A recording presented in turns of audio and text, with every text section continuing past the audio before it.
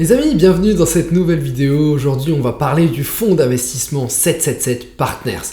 Alors quand je vous dis Red Star, Vasco da Gama, Standard de Liège, Genoa FC, on ne s'en doute pas forcément, mais derrière tous ces clubs, il y a aujourd'hui exactement le même propriétaire, le fonds d'investissement 777 Partners, qui par ailleurs ne se décrit pas comme un fonds d'investissement, mais de ce qu'on voit, ça y ressemble quand même énormément. Alors ce fonds d'investissement 777 Partners est apparu dans le football en rachetant le Genoa FC, qui est le plus vieux club italien à l'époque en série B en septembre 2021, et depuis ils ont enchaîné les rachats jusqu'à aujourd'hui avec le Red Star, Vasco da Gama, le Standard de Liège et même le Hertha Berlin récemment, ainsi que également Melbourne City. Mais tout ça, je vous en reparle tout à l'heure. Alors il y aura trois parties dans cette vidéo. Une première partie où on va parler un petit peu de les faits, le fonds d'investissement, les clubs qui leur appartiennent. Une deuxième partie où on va analyser précisément leur stratégie dans le football. Et une dernière partie dans laquelle on va un petit peu donner mon avis sur leur réussite et les défauts un petit peu de ce fonds d'investissement.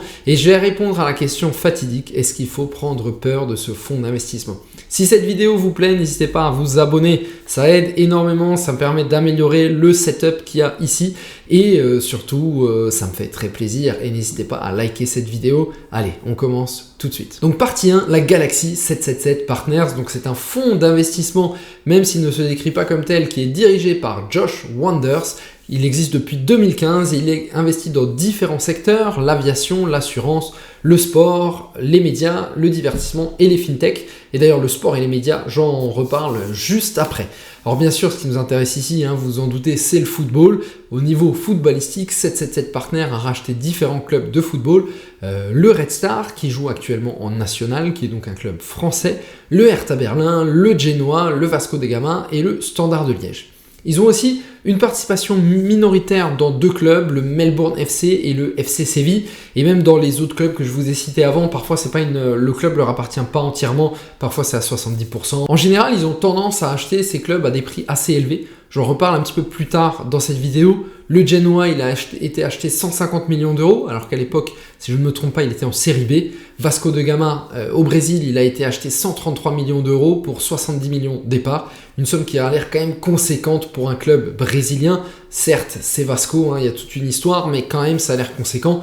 Et même le Red Star en national, ça a été acheté 17 millions d'euros, alors qu'à la même époque, un autre club, Valenciennes, était valorisé 8 millions d'euros. Alors certes, on est d'accord, il n'y a pas la même histoire, même si les deux clubs ont une très belle histoire. Je vais me fâcher avec aucun des supporters des deux clubs, mais malgré tout, sur le papier, force est de constater que le prix paraît assez élevé.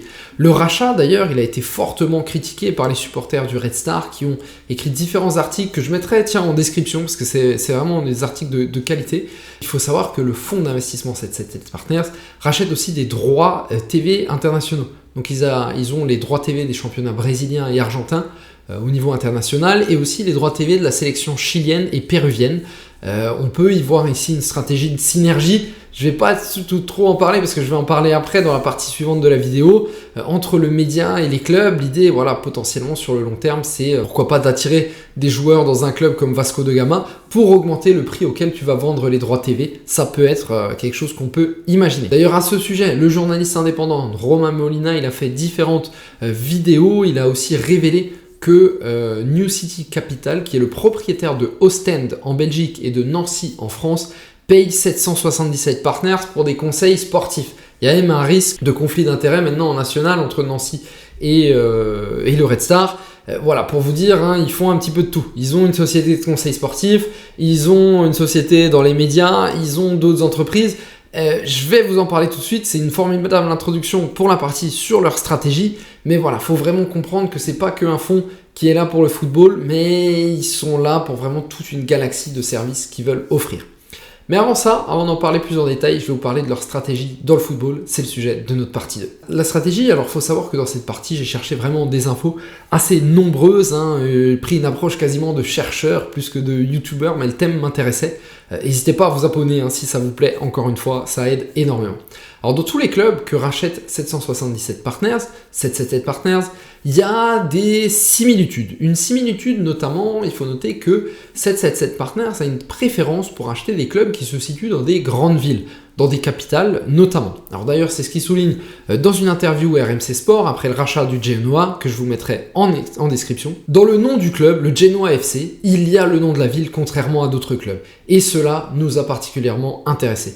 Et d'ailleurs, ensuite, Josh Wonders, lorsqu'il a racheté le Red Star, il l'a souligné, cette fois-ci dans une interview à l'équipe, son incroyable histoire, son héritage et surtout Paris.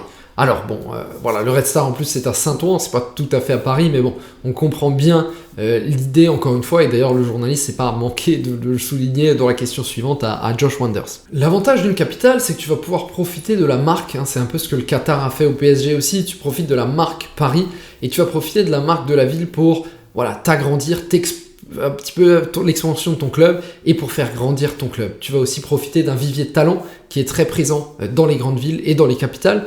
Et forcément, lorsque tu rachètes un club dans une grande ville, c'est plus intéressant que si tu rachetais un club à Guingamp par exemple. Encore une fois, j'ai rien contre Guingamp, bien sûr.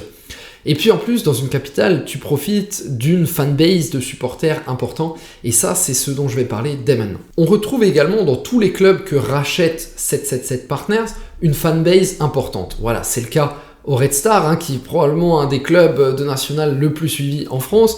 C'est aussi le cas au Hertha Berlin, et c'est aussi le cas à Vasco da Gama. Si on prend l'exemple du Genoa, c'est le plus vieux club de Serie A. Même le Séville FC, où ils ont investi seulement une petite minorité, ils ont seulement pris une minorité des parts, et c'est aussi un club avec une fanbase et vraiment un club populaire. Alors c'est toujours intéressant, et 777 Partners va forcément s'appuyer là-dessus pour augmenter par exemple les revenus de merchandising en ajoutant un petit peu voilà, ce que eux savent faire commercialement au club pour améliorer les revenus. Autre partie de la stratégie, 777 Partners a toujours tendance à acheter des clubs dans des divisions inférieures. Si on prend le Red Star, aujourd'hui c'est un club qui est en national. Si on prend le Genoa, à l'époque ils le rachètent quand ils sont en série B. C'est pareil, Hertha Berlin, ils le rachètent récemment alors que le club est en train de descendre. En fait, ils vont toujours acheter le club à un moment où il est en difficulté. Et l'idée là-dessus, je pense qu'elle est très simple, c'est tout simplement que le club finalement il va être facile à valoriser. Tu vas peut-être prêter un ou deux joueurs de tes autres clubs partenaires, et ça j'en parle juste après dans la partie transfert. Et en fait, grâce à ces autres joueurs, tu vas faire monter le club, et logiquement le club il est valorisé. Un club qui aujourd'hui est en national, il vaut peut-être une dizaine de millions d'euros, tu vas le faire monter en Ligue 1, il va valoir facilement 100 millions d'euros si on regarde les derniers chiffres. Par exemple, le Racing Club de Strasbourg, voilà, a priori, qui a été vendu aux alentours de 75 millions d'euros. Et on en vient là à la dernière partie, qui est vraiment la partie la plus importante, et c'est là qu'on voit quand même un petit peu de magouille dans ce qui se passe au niveau des clubs de 777 Partners, c'est les transferts entre les clubs. Alors ce qu'il faut souligner, c'est que 777 Partners, dans tous les clubs qu'ils dirigent, on voit quand même énormément de transferts et énormément de joueurs sous contrat. Alors si on regarde sur Transfermarkt, on voit que chaque équipe atteint facilement entre 10 et 20 transferts chaque année. Si on regarde le Genoa c'est près d'une trentaine de joueurs sous contrat.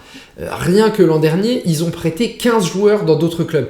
Donc vous voyez, on va vraiment être dans cette dynamique, et ça moi je trouve pas que ce soit très positif pour le football, c'est qu'on est dans une dynamique où on va avoir beaucoup de joueurs sous contrat, on va les prêter, et peut-être qu'ensuite ils vont se valoriser autre part et on va les vendre ensuite. Donc vous voyez, l'idée c'est des joueurs qui n'ont jamais joué dans votre club, mais qui sont venus chez vous, que vous avez prêté quelque part, et que ensuite vous allez revendre plus cher que leur valeur de départ. Et là, à côté de ça, les supporters n'auront peut-être jamais vu ce joueur, ils auront peut-être formé un joueur qui va être revendu, et vous voyez, ça, c'est quelque chose que je trouve un peu triste pour le football. Et l'idée aussi, elle est très claire, et c'est très souvent au cœur d'un système de multiclub, c'est d'avoir beaucoup de joueurs sous contrat, de les prêter et d'espérer les revendre ensuite.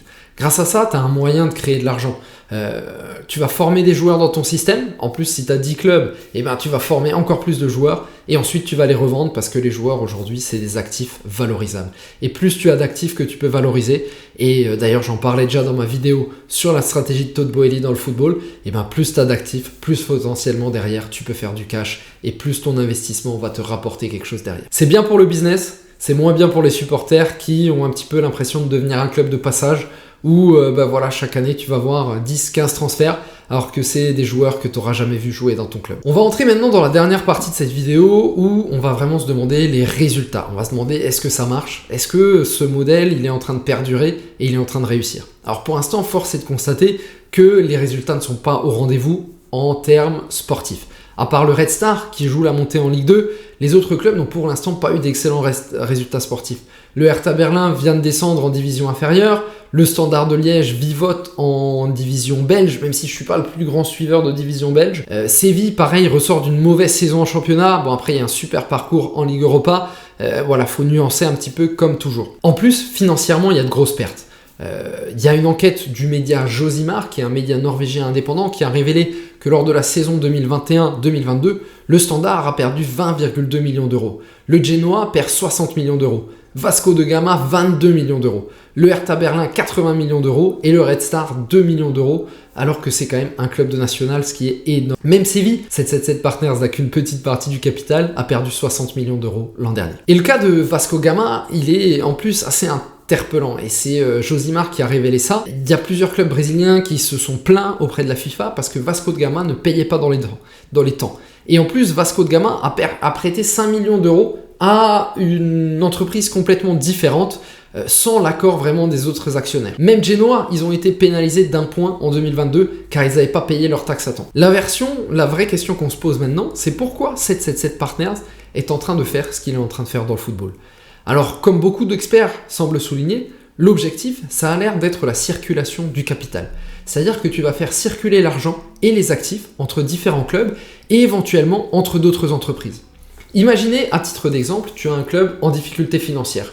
Et bien toi, qui es également investisseur dans une entreprise d'aviation, et ben tu vas peut-être faire venir cette entreprise d'aviation en tant que sponsor de ton club, tu vas faire circuler du capital et tu vas profiter du football parce que le football te donne une visibilité énorme et donc tu vas développer ton entreprise d'aviation tout en sauvant ton club. Et même potentiellement ce club, ensuite va vendre plus de joueurs, ce qui va permettre de renflouer l'ensemble. Autre exemple encore sur la circulation du capital, c'est avec le Red Star. Vous voyez, si aujourd'hui le Red Star passe en Ligue 1 et devient un club qui se maintient en Ligue 1, ce serait super pour le Red Star et pour tous les supporters de Bauer.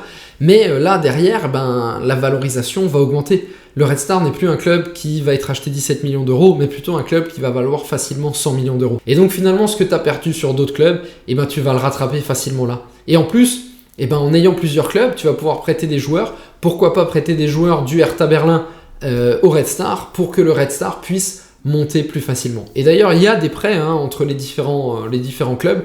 Et là-dessus, je pense que c'est vraiment l'idée de 777 Partners, c'est de créer cette circulation du capital pour bénéficier à l'ensemble de leurs investissements. Voilà, j'espère que cette vidéo vous a plu et qu'elle vous a permis un petit peu de vous éclairer sur ce que fait ce fonds d'investissement dans le football, notamment pour les supporters du Red Star. Je pense que des supporters du Hertha Berlin qui me regardent, il y en a un peu moins, mais malgré tout, voilà, j'espère que ça vous aura éclairé. N'hésitez pas à vous abonner, surtout que je vais sortir une vidéo similaire sur le cas de Red Bull et bientôt aussi sur le City Football Group et précisément sur ce qu'ils veulent faire dans le football. On se retrouve très vite, merci, ciao.